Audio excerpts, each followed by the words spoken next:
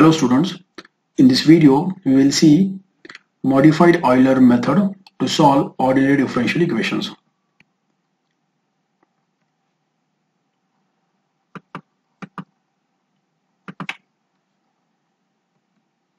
So this is your differential equation dy by dx equal to f of xy. Let x0, x1, x2 and so on be the equispaced values of x at equal interval h. So distance between these x0 and x1 is h, x1 and x2 is h. All these values are equispaced. Our aim here is to find corresponding values of y. For example, you have to find y at x0. Let us call that as y0. Then y at x1. What will be the value of y when x is equal to x2? Like this. So this is our aim here. In Euler's method, we use slope at the beginning of the interval to approximate the curve. Okay, but here in modified Euler's method, we will use improved estimate of the slope. So what we'll do here, we will obtain average of the slopes at both ends of the interval. So we get more accurate slope, and ultimately that will help us to find more accurate value. So look at here. So this is by Euler's method. Here is point x0, y0. So this is given at x is equal to x0, value of y is given, which is y0. And this is our actual curve, the blue curve. Now what we do in Euler method, at the beginning we find a slope. Okay. Now for this interval, this straight line actually representing this blue curve. Okay. So what happens here? So this is actual value. Okay. At this point we will get actual value.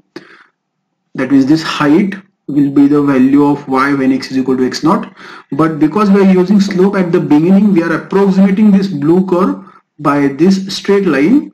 We will get this value. Okay, we will get this height, which is here it is more than the actual one. So there will be this much error in the calculated value of y. We supposed to get this is actual value here, but we are getting this much extra. So this is what happens when we use slope at the beginning. Now see what we do in modified Euler's method. So here the slope at the beginning here at this point x0, y0 will be obtained by using Euler's method, which is this, and then we will use this slope and we will get a value, that means this y1 naught, okay, by Euler's method, and we will find slope at this point also, which is this. Okay, now the average slope will be average of this and this slope, which is this much, f of x0, y0, which will be slope at this point x0, y0, and slope at this point will be f of x1, y1, 0 upon 2. So because we will get more approximate slope, this will help us to find more very good answer.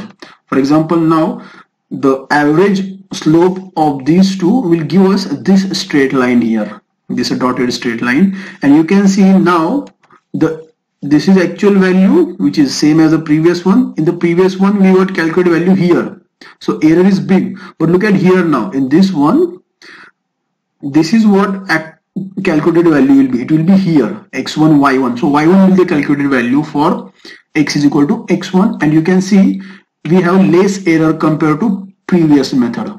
So this is how modified Euler's method is useful. It gives you more accurate answer than Euler's method. So now this is y1 0, okay, which is y0 plus h into f of x0, y0. This is the value of y at x is equal to x1. So first this we will calculate by Euler's method. Now as we want to, as we have more accurate value of slope, we can find more accurate value of y at x1, and so this will be modified value or corrected value, we can say corrected value of y1, right? See here this y1 0 is what? So we have found this value using Euler's method, correct?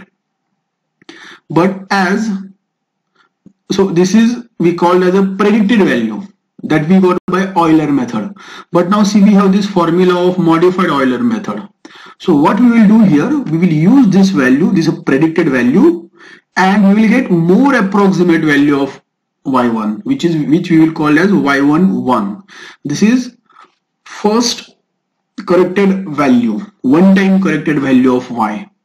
Now look at here, as we got corrected value of y1, instead of using y10, we will use y11 because this is more accurate.